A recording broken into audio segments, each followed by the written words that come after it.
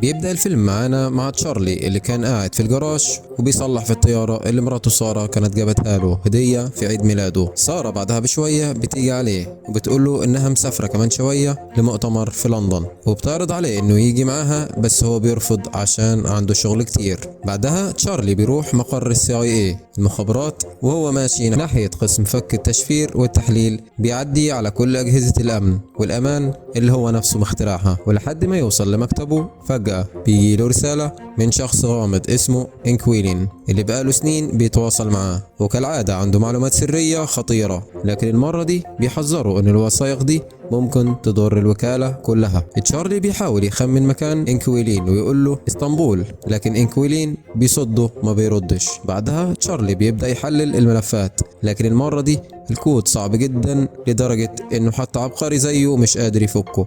بعد ما بيخلص الغدا بيرجع مكتبه وبيتصل بيه تليفون، وتطلع سارة وبتقول له انها وصلت لندن، بس هو كان عارف من قبل ما تقول لانه متابع كل تحركاتها بنفسه.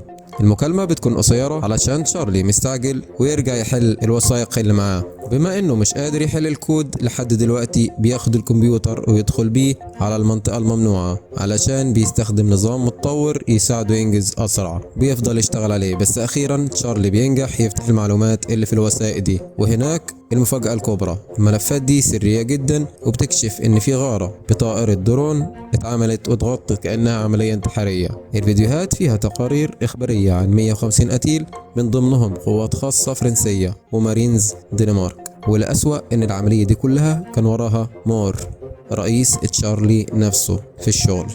في الليل وهو في البيت تشارلي بيحاول يتصل بسارة بس ما بتردش عليه، فيسيب لها رسالة صوتية. تاني يوم يوصل المكتب يلاقي مور مستنيه وبياخده على مكتب أوبراين اللي لسه ماسكة منصب المديرة الجديدة. هناك بتقول انه حصل هجوم إرهابي في فندق في لندن وسارة كانت واحدة من الضحايا. تشارلي طبعا انصدم جدا وتفاجئ وبيصر يتصل بيها، فمور بيفتح التلفزيون وبيعرض الأخبار. المذيع بيقول ان 4 إرهابيين اقتحموا الفندق وخدوا 4 رهائن وقتلوا 2 منهم. بعدها مور بيشغل تسجيلات الكاميرات في الفندق اللي باينه فيها الفوضى كلها، والكارثه ان ساره فعلا كانت واحده من الضحايا وماتت. لما شارلي بيرجع البيت بيلاقي العشرات من الصحفيين مستنيينه والشرطه بتحاول تبعدهم. صاحبه بيساعده يدخل البيت. تاني يوم بيواجه مور والمشرف كلب علشان شكوكه بقت كبيره، وبيقول لهم ازاي الارهابيين بيعدوا من الاف الكاميرات في لندن، ده غير انهم دخلوا بالعربية وسط الزحمة. لكن مور بيقول انهم لسه بيحققوا، وكلب بيطلب منه يرجع البيت يرتاح.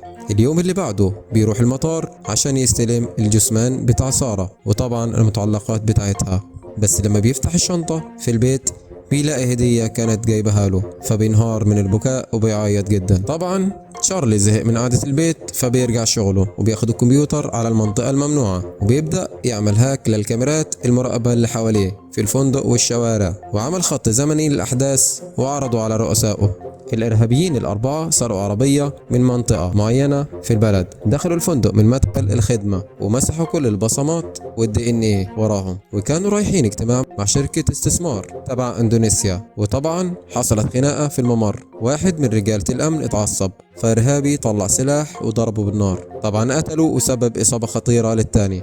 وأول ما الأمن بتاع الفندق أخد باله بلغوا البوليس فورا. الإرهابيين طبعا لما سمعوا الكلام ده ما هربوش، دخلوا على طول القاعة بتاعة المؤتمر وخدوا رهائن علشان ما يتقبضش عليهم. سارة كانت من ضمن الناس دي، ولأنها حاولت تساعد شوية من الحضور عشان يهربوا خلوها معاهم رهينة. تشارلي طبعا استخدم تحليلات الصوت والوش وقدر يحدد هويات الإرهابيين دول. واحد من روسيا اسمه ميتشكا، ولورنس كان جندي سابق في القوات الخاصة في جنوب أفريقيا، وهورست واحد مرتزق، وجريتشن ضابط استخبارات كان سابق. لكن اللي لفت انتباهه ان مور وكلب ما تفاجئوش ولا تأثروا بالموضوع ده، وساعتها فهم انهم كانوا عارفين كل ده من الاول. قالوا له انهم شغالين على الموضوع وبعتوه يشوف دكتور نفسي. اليوم اللي بعده تشارلي خبى شريحة صغيرة في الكارت التعريفي بتاعه وعدى بيها من أجهزة التفتيش من غير ما يتكشف. في مكتبه طبع كل الملفات السرية واستخدم جهاز اسمه سكيمر على الطبعة علشان يعمل نسخة ديجيتال من الورق. بالليل طبعا راح بار وقعد ملتفت مع الأغاني اللي بتحصل. تاني يوم الصبح واجه رؤسائه بالملفات اللي طبعها وبدأ يفضح عمليات مور الغير شريفة، زي انه قصف مستشفى في سوريا وضربة قوية على قاعدة حليف في اليمن مات فيها آلاف المدنيين. هددهم انه هيكشف كل حاجة للمديرة، وكمان كشف انه فعلا فعل حاجة اسمها المدمر الوقتي، يعني لو ما دخلش كود معين كل 5 ساعات الأدلة كلها تتبعت تلقائي لأكبر وكالات الأخبار وهيفضحهم. طبعا مقابل سكوته طلب تدريب كامل من CIA، جوازات مزورة وفلوس كاش وسلاح ومعلومات عن قتلة سارة حبيبته. بعد الاجتماع خرج لعربيته ورجع كتر الضغط اللي عليه. طبعا في المكتب مور قال ان المدمر الوقتي اللي هو عمله ده مجرد خدعة، لكن كلب قال له ما نقدرش نخاطر، لو خدعة هندور على الآلية ونشوفها وبعدها ممكن نرتب حادث تدريبي وينهيه. بعدها بشوية كالب وفريقه قعدوا يحللوا تشارلي ازاي سرب الملفات. اتكلموا عن احتمال استخدام الطبعة، الجهاز ده ما ينفعش مع كمبيوتراتهم المؤمنة، لكن ممكن تشارلي بيبعت الملفات للطبعة بالمغناطيسية يعمل نسخة. وبمراجعة الكاميرات اكتشفوا انه اشترى شريط مغناطيسي من محل، بس لسه مش قادرين يعرفوا دخل الشريط ازاي وطلعه من المبنى ازاي. كمان فتشوا بيت تشارلي ولقى انه راح بار معين مرتين، ولما راح فتشوا البار ده لقوا CD لفرقة اغاني تحت جهاز المشغل نفسه. كلب بيختار CD من كتالوج وشغل الموسيقى، وكل ما يطلع صوت تشويش في اللحظة دي بيطلع CD اللي تشارلي كان سايبه. في الوقت نفسه تشارلي بيوصل المنشأة بتاعت التدريب بتاعت CIA، وهناك بيستقبلوا العقيد هندرسون وبيبدأوا التدريب في ميدان الرماية. لكن تشارلي بيكون وحش جدا في التصويب، لازم يقف قريب قوي من الهدف علشان يصيب صح. انما في صناعة المتفجرات كان سريع وقوي جدا لدرجة انه ابهر هندرسون قائد التدريب. المرحلة اللي بعد كده كان انه يحفظ هويته الجديدة. هندرسون بدأ يضغط عليه ويحدف على الارض ويضربه علشان يختبره، بس تشارلي قادر يردد بياناته وهويته الجديدة من غير ما يغلط. في الاخر خلصوا جوازات السفر المزورة. بالليل هندرسون بيدخل اوضة تشارلي وبيقول له انت مش قاتل، لكن تشارلي بيصر انه عايز العدالة بتاعت حبيبته. وساعتها هندرسون بيطلع مسدس ويديهوله ويطلب منه يوجهه على صدره. ايدين تشارلي بتهتز ومش قادر يثبت المسدس، وفي الاخر بينزل ايده. وفي مكتب الوكالة بتاعت CIA العملاء بيقعدوا ساعات بيفكوا تشفير المعلومات اللي على CD بتاعت تشارلي، لحد ما بيكتشفوا ان تشارلي كان بيهرج ومفيش اي توقيت مدمر ولا حاجة. وطبعا بيبلغوا رؤسائهم فورا، لكن ما يعرفوش ان تشارلي متجسس عليهم. الشريحة اللي خباها في الكارت كانت في الاصل جهاز تنصت، وهو زرعه في الملفات اللي سلمها لرؤسائه. مور طبعا بيتصل فورا بهندرسون وبيأمره انه يقبض على تشارلي، لكن في اللحظة دي كان تشارلي خلاص هرب. وبعد ما قفل مور بيكتشف جهاز التنصت على الملفات وبيتكلم مع تشارلي على طول وبيقول له انت كده خنتنا. وتشارلي بيرمي السماعة من ودنه قبل ما يركب الطيارة. واول ما بيوصل لندن بيعدي الجمارك ويكمل رحلته لباريس. في السيستم بتاع CIA بيبان انه باسبور تشارلي مزور، فمور بيبعت هندرسون وراه. وفي باريس تشارلي بيحجز اوضه فندق جنب مطعم كانت بتروح له جريتشن كتير، وبيستناها لحد ما بتيجي بيبدأ يتعقب موبايلها. بعدين بيقضي اليوم كله قدام العمارة بتاعتها، واول ما بتمشي بيستغل خروج واحد طالع من العمارة وبيدخل العمارة على طول. وهناك بيمشي ورا فيديو من النت علشان يفتح قفل شقتها. بيفتش المكان وبيصور جدول موعدها، وكمان بيلاقي مسدس في درج عندها فبياخده معاه. فجأة التتبع بيبلغوا ان جريتشن رجع البيت، فبيجري ناحية السلالم بيستناها، لكنها اول ما بتدخل البيت مش قادر يضغط على الزناد، مخنوق من نفسه. وبعدها بيرجع الفندق وبيتخيل ان سارة مستنياه. وبعد ما بيهدى بيبص كويس في الصور بيكتشف ان جريتشن بتزور المستشفى كتير، فبيخترق سجلها الصحي وبيلاقي عندها حساسية. الصبح بيشتري كمية ورد ضخمة، بعدها بيقعد في كافيه، وأول ما بيشوفها بيروح وراها لغاية المستشفى.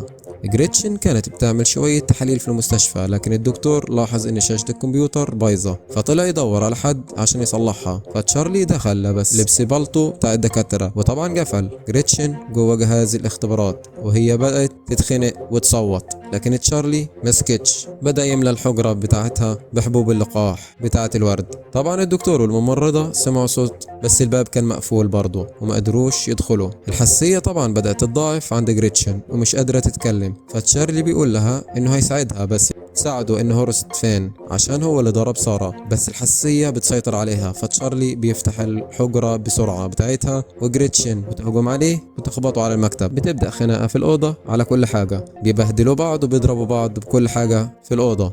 تشارلي طلع المسدس لكن جريتشن وقعته، فتحت الباب وهربت. تشارلي بيجري وراها في الشارع وهو في حالة يأس طبعا ولسه ماسك المسدس، لكن قبل ما يلحق يضرب طلقة عربية بتخبط في جريتشن. الموقف كان رهيب جدا وجسدها على الأرض وتشارلي مجروح من المنظر، لكن بيصر إنه يقرب ويشيل موبايلها. بعدين بيهرب ويرمي البلطو بتاع الدكاترة في الزبالة. بيرجع الفندق ويغسل الدم من عليه وبيرتاح، وبالليل راح محطة الأتوبيس واشترى تذكرة لمارسيليا. الخبر بتاع موت جريتشن بيوصل للCIA، وأوبراين تستدعي مور تسأله، وهو بيرد ببساطة إن جريتشن باين عليها إنها ماتت من واحد مننا.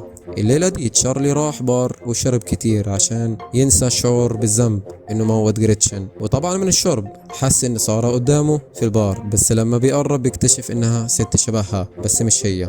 بعدين شاف هندرسون جاي ناحيته فخاف وجري وسط الناس ولحد ما قدر يهرب لبار تاني وبيختبي بيه. هندرسون طبعا جري وراه، فتشارلي على طول جري على الحمام البار وقفل الباب بس ما فيش شباك فيه، فما كانش قدامه غير انه يطلع تاني. فطلع وراح على البار وقابل هندرسون اللي قال له انه لقاه عن طريق انه تتبع موبايل جريتشن وتجسس عليه، وفي كلام حصل بينهم طبعا. وتشارلي وراه موبايله فيه مؤقت وعد تنازلي وهرب قبل ما قنبلة تنفجر في الحمام. طبعا صدمة كبيرة وانفجار حصل في البار، وهندرسون فقد تشارلي وكمان فقد الأثر تتبع اللي سايبه على موبايله وفشل وما اشتغلش تاني. الصبح تشارلي بيتواصل مع إنكويلين وبيطلب منه مساعدته، وبيركب طيارة شحن عشان يروح تركيا في اسطنبول، وبعدين بيقعد في مطعم وبيبعت لإنكويلين رسالة. بعدين لاحظ موبايل راجل بيرن وحاول يقرب منه، بس الست بتمنعه وبتقول له يبص على موبايله. وبعد ما بيطلع من المطعم الست بتقرب تاني وبنكتشف انها هي إنكويلين، وانها عارفة كل قصص مراته وكمان خلته يخبي طاقيته وشنطته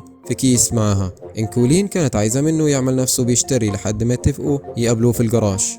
وبعد شوية تشارلي بيقابلها تاني وهي بتوصله على بيتها، وفي السكة إنكويلين بتحكي إنها بقت هاكر من 6 سنين بس بعد ما جوزها مات. والراجل كان واحد من عملاء الCIA وكان بيشتغل لصالح المخابرات الروسية كمان، وهو أصلا كان هو إنكويلين الأصلي بس علمه كل حاجة. قصة رسمية اللي بيقولوا عنها للراجل ده إنه وقع بالغلط من الشباك. وبعدين لما بيوصلوا بيتها بتقول إن ده المكان الوحيد اللي قدرت تقعد فيه أكتر من 3 سنين وتعترف إنها تعبت من الهروب. بتقول كمان لو الروس قم وراها معها مسدس عشان تخلص على نفسها. وبعدها بيقعدوا يتكلموا شوية عن القضية، وبيقول إن هورست هو الراجل اللي بيشرف على تجنيد المرتزقة لصالح مور في الوكالة، ولورنس هو تاجر سلاح. فإنكويلين على طول بتعرض إنها تتنكر وتزور إنها باعت سلاح عشان تقدر تتواصل معاه. وبعدين مشكا بيسافر كتير وبينشر كل حاجة أونلاين، بيفتشوا في الصور كويس وبيلاقوا ست معاه. وبعدين لما تعرفوا على الوشوش شافوا حسابها على انستجرام وعرفوا كمان إنها قاعدة في أسبانيا. وتاني يوم كالب بيأمر فريقه إنه يراقب الإرهابيين دول وبيحاولوا يلاقوا تشارلي. وبراين بتقابل مور وبتقول له إنها عايزة توقف تشغيل العمليات السوداء من غير موافقتها. مور بيرد عليها إن المدير اللي قبلها قال نفس الكلام ده، يعني مش هيقدروا يغيروا السيستم بتاعهم. وبعد الاجتماع براين بتطلع بعربيتها ومساعدها بيوريها صورة لهندرسون في أسبانيا، وبتأكدوا إن مور هو اللي باعتها. فأوبراين بتبعت واحد من عملاتها وراه. على الجانب التاني بنلاقي تشارلي وكويلين بيخترقوا كاميرات أمان في فندق وبيلاقوا ميتشكا، وتشارلي بيسافر مدريد وبيقعد في نفس الفندق، وبيكتشف إن ميتشكا ده بيحب يعوم في المسبح اللي بيوصل ما بين مبنيين على السطوح في نفس الوقت. وهندرسون بيلاقي مكان تشارلي في المنطقة.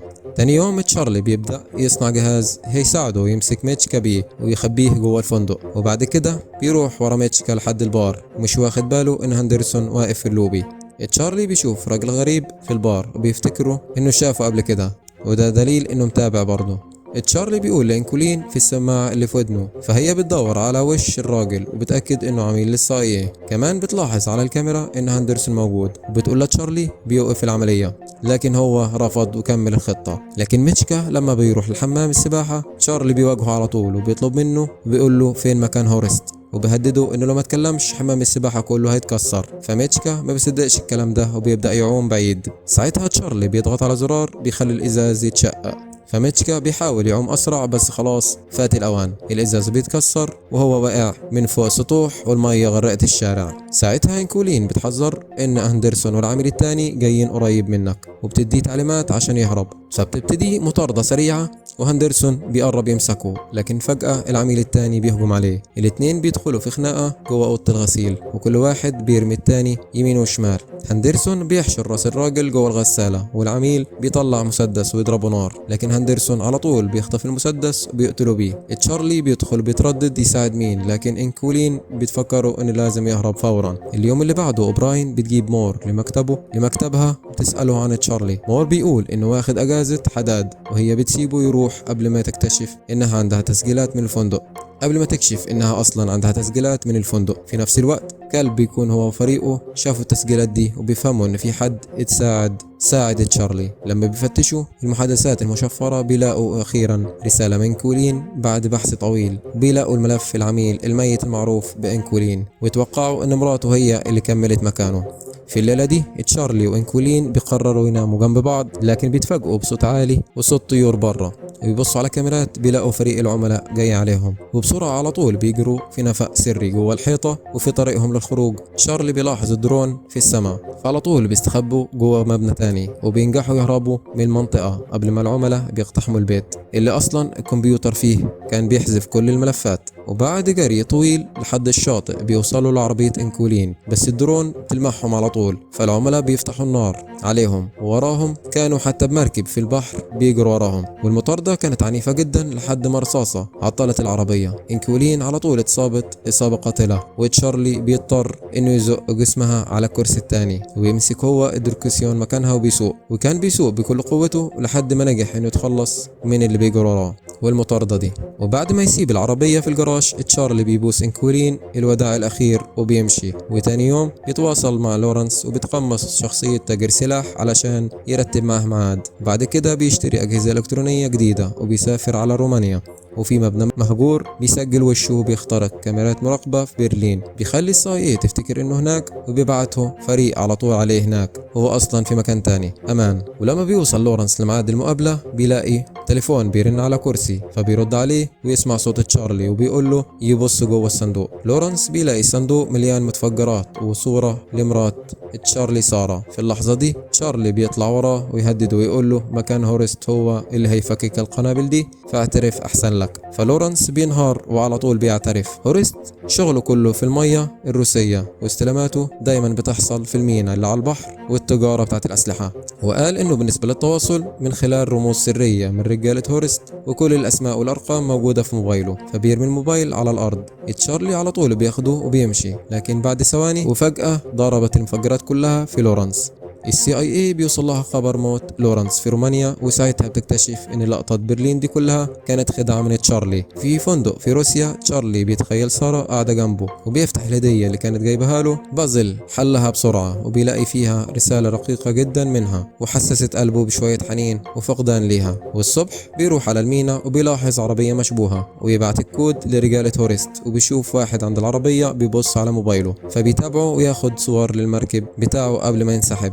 وبعد ما تشارلي بيشتري شوية أدوات بيرجع الأوتيل ويدور برقم تسجيل المركب لحد ما بيوصل لليخت اللي راكب عليه هورست، فيراجع كمان خطوط الملاحة البحرية المحتملة. والصبح وهو بيقرب من المركب حد بيضربه من ورا يخليه يفقد الوعي، وبيوقع البازل بتاع حبيبته سارة، وبعدها بيفوق وفجأة بيلاقي نفسه قدام هورست شخصيا. هورست بيعرض عليه قنبلة كانت تشارلي مخبيها قبل كده، وبيقول له أنا عارف إنك قتلت الكل من بعيد، عمرك ما قدرت تواجههم، يلا وريني نفسك، وبديله مسدس. فتشارلي طبعا بيخاف جدا، لكن في الاخر بيحط السلاح على الارض. وفجأة اليخت بيبدأ يلف في الاتجاه العكسي، الطاقم كله بيهتز وبيتخض من الحركة دي. فتشارلي بيبتسم وبيكشف انه اخترق نظام تشغيل المركب من البداية، واليخت ده كان تابع اصلا للCIA، وهو اللي كان حاطط البروتوكولات الحماية بنفسه كمان. في ثواني اليخت بيدخل المياه الفنلندية، وعلى طول القوات البحرية بتاعت الانتربول بتيجي وبيقبضوا على هورست ورجالته على طول. وبعد فترة المديرة أوبراين تعمل مؤتمر صحفي عالمي تعلن فيه القبض على عملاء كانوا فاسدين ومرتشيين، واللي كانوا بيستغلوا موارد CIA للعمليات المشبوهة.